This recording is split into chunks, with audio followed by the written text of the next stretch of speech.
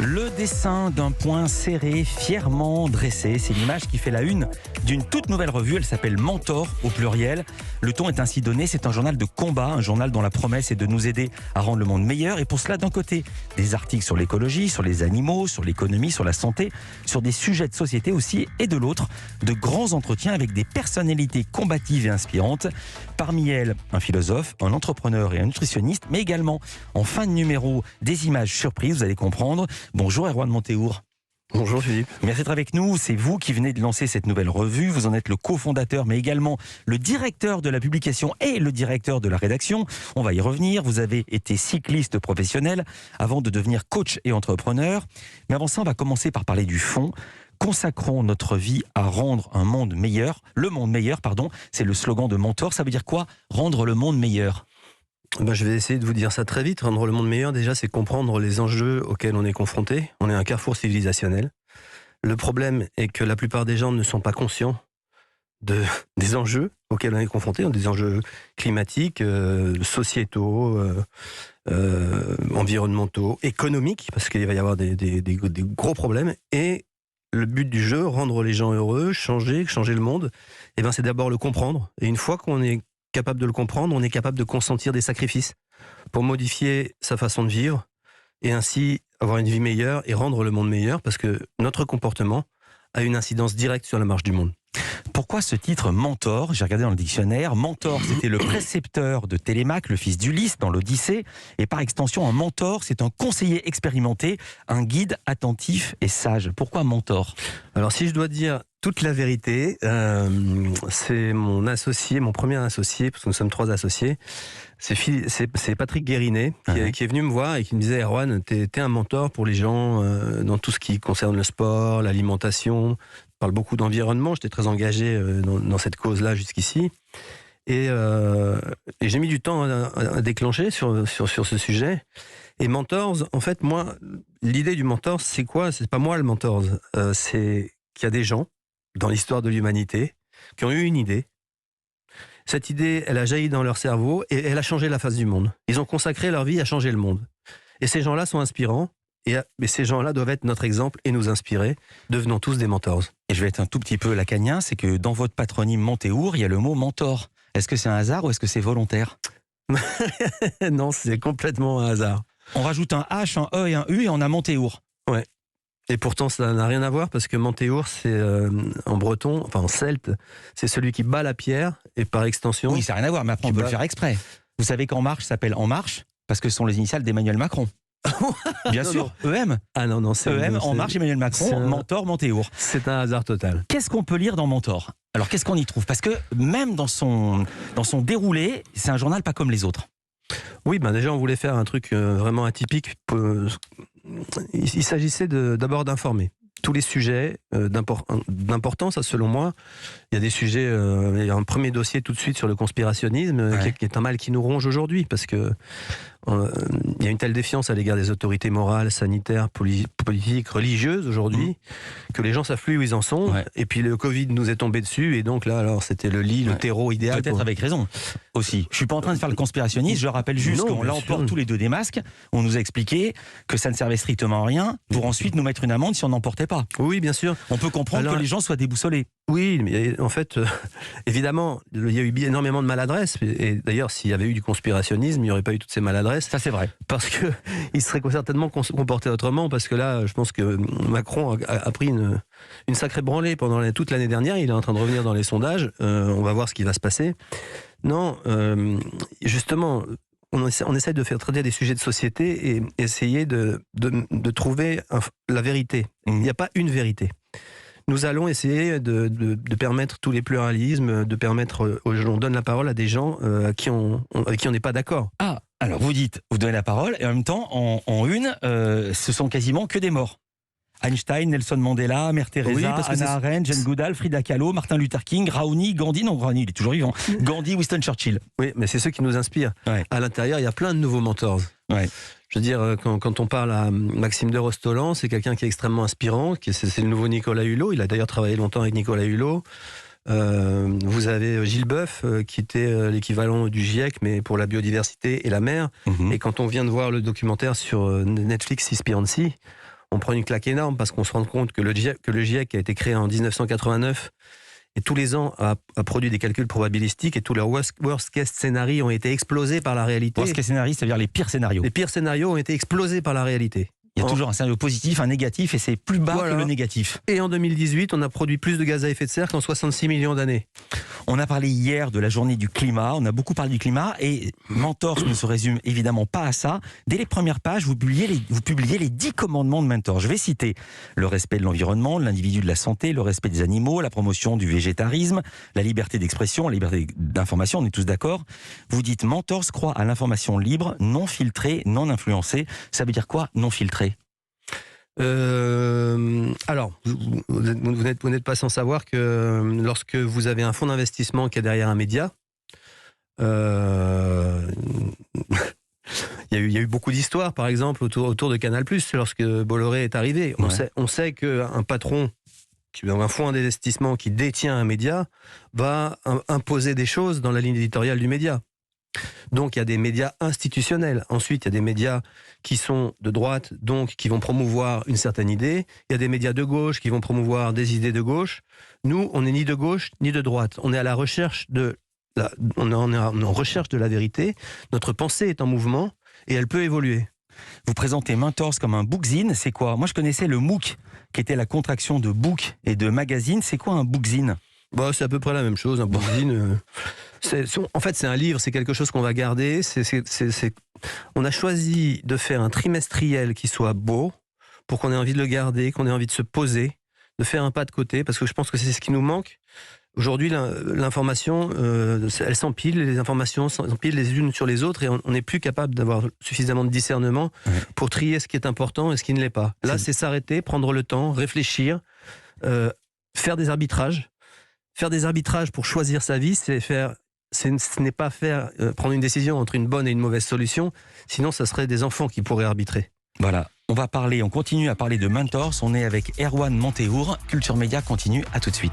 En compagnie d'Erwan Monteour, créateur de cette revue Mentor, revue trimestrielle, disponible en kiosque et en librairie pour 15 €, également disponible aussi par abonnement. Alors dans Mentor, les 30 dernières pages, on l'a dit, il y a des portraits, il y a des interviews de philosophes, d'économistes, Jacques Attali par exemple, entre autres, et les 30 dernières pages sont vraiment surprenantes, on ne s'y attend absolument pas quand on ouvre la revue, car elles sont consacrées à la santé, à l'activité physique, à l'alimentation. Vous donnez d'ailleurs des conseils. Pourquoi y consacrer autant de place et non pas 2 petites pages dans un coin ? Parce que je pense que c'est hyper facile de soulever des lièvres, de dire voilà, il y a des gros problèmes, il y a des gros sujets. Il faut essayer d'être pragmatique et de proposer des solutions à ces problèmes. Et comment changer les choses si on ne change pas soi-même ? Donc on va accompagner les gens en déployant des solutions pragmatiques autour d'eux pour leur permettre d'être les acteurs de leur changement. D'accord. Moi, ce qui m'a vraiment le plus étonné, c'est un papier 6 semaines pour renaître, signé par vous, 6 semaines pour retrouver son poids de forme, bodyweight conditionnement, et alors 16 exercices du programme bodyweight avec des exercices de gainage, d'abdos. J'avais jamais vu ça dans une revue qui, pendant les premières pages de la revue, interviewe des philosophes. Écoutez, il faut comprendre que on est construit selon un schéma systémique. Pour aller bien dans sa tête, il y a quelque chose qui s'appelle l'homéostasie, c'est l'équilibre biochimique intérieur. Et pour aller bien, il faut prendre le contrôle de son corps. Donc, c'est-à-dire qu'il faut donner le matériel à notre corps pour lequel il est conçu, et aussi lui donner une activité physique qui lui permette d'évacuer tous les toxiques accumulés. En 40 jours, c'est l'équivalent du renouvellement cellulaire, on prend le contrôle et on est capable de faire justement des arbitrages, de voir plus clair. Je suis absolument d'accord avec vous, mais là je vous pose une question média. Quand il y a des entretiens qu'on lit, on pourrait trouver peut-être le même dans le monde diplomatique, mais à la fin du monde diplo, il n'y a pas des squats. Il n'y a pas la manière de faire du medicine ball. Mais en fait, les gens ne savent pas par où commencer pour aller mieux. Moi, mon but, j'ai été un thérapeute pendant des années, c'est-à-dire vous voulez aller bien, vous voulez aller bien socialement, parce que le bien-être, c'est un bien-être physique, mental et social, selon l'Organisation mondiale de la santé. C'est vrai. Eh ben, on propose le bien-être social en expliquant les grands enjeux sociétaux qui sont à l'ordre du jour. Et puis, on s'occupe aussi du bien-être mental et physique. Un esprit sain dans un corps sain, et c'est pas seulement une formule, on retrouve tout ça dans Mentor. Vous écrivez, vous réalisez des entretiens dans ce journal et vous témoignez également. Je suis vivant, c'est le titre de l'article que vous signez. Vous y racontez vos échecs, vos difficultés, vous parlez de vous, de votre personnalité. Pourquoi avoir choisi de vous ouvrir ainsi ? D'abord, ça annonce une autobiographie qu'a commandé un de mes éditeurs chez Solar.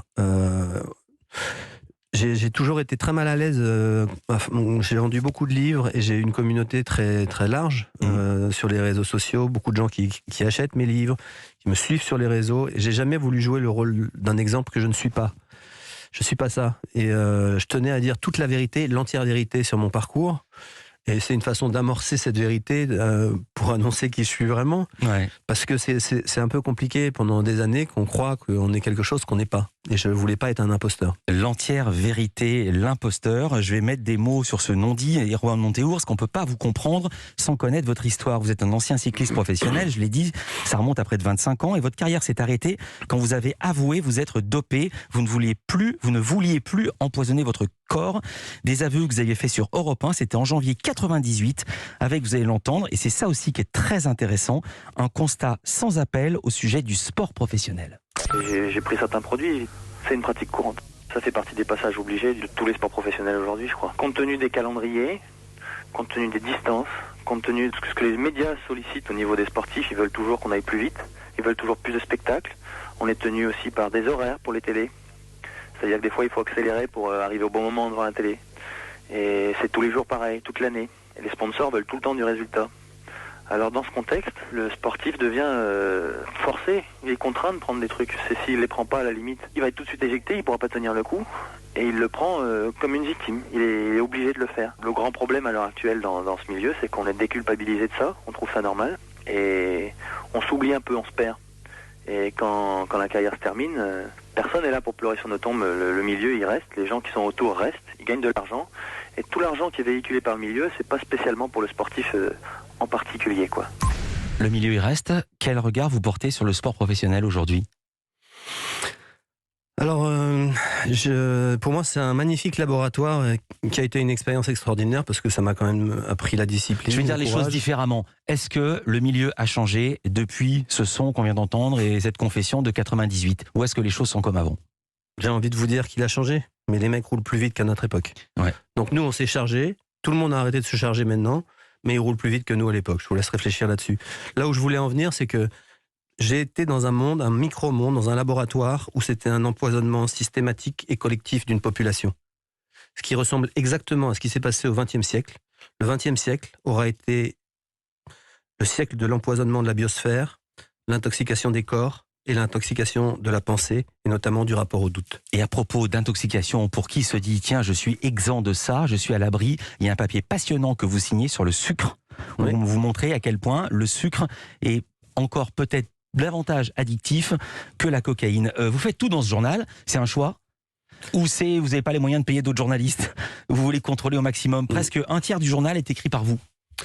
Non, d'abord ça a été très, très pragmatique, c'est parce qu'on n'avait pas les moyens, parce qu'on a fait un financement participatif justement pour conserver notre liberté éditoriale. Ouais. Je suis passionné par ce que je fais là, j'aime écrire des livres, mais j'aime faire des enquêtes aussi. Je partage ça avec Patrick Guérinet, qui est un mec extraordinaire, qui est un super rédac-chef. Maintenant, c'est une partie du travail. Moi, je me consacre aussi à une autre partie du travail aujourd'hui, parce qu'on a un autre associé, Jean-Philippe Famba, qui est un des acteurs historiques du solaire en France. C'est lui qui a monté Terawatt et Solar Direct. Donc c'est lui qui, à l'époque, a fait venir le solaire en Poitou-Charentes. Et aujourd'hui, on va se tourner aussi, on va essayer de développer Mentor et à travers des applications et des lieux physiques pour permettre de changer les choses et d'être des activistes vraiment à proprement parler. Voilà, le thème du prochain numéro, on le sait déjà, vous nous l'avez dit tout à l'heure, c'est Cynthia Fleury que vous avez interviewée vous-même, c'est ça ? Oui, hier j'étais voir Cynthia Fleury. Le premier magazine était consacré à l'état des lieux, le deuxième magazine est consacré au courage, parce qu'il va falloir du courage pour changer, beaucoup de courage. Et il va falloir en insuffler, il va falloir inspirer les gens et leur montrer qu'il y a une voie. Ce sera cet été, mais ce numéro est disponible en kiosque, c'est le numéro 1 et en Corse également. Ça s'appelle Mentor, magazine très beau, très élégant, avec de très belles photos. Merci. On voit aussi torse nu. On a tous envie d'avoir ça vous fait marrer, mais on a tous envie d'avoir vos tablettes de chocolat. Merci d'avoir été avec nous, Erwan Monteour, dans Culture Média. C'est moi. Et bon vent pour cette revue. Dans un instant,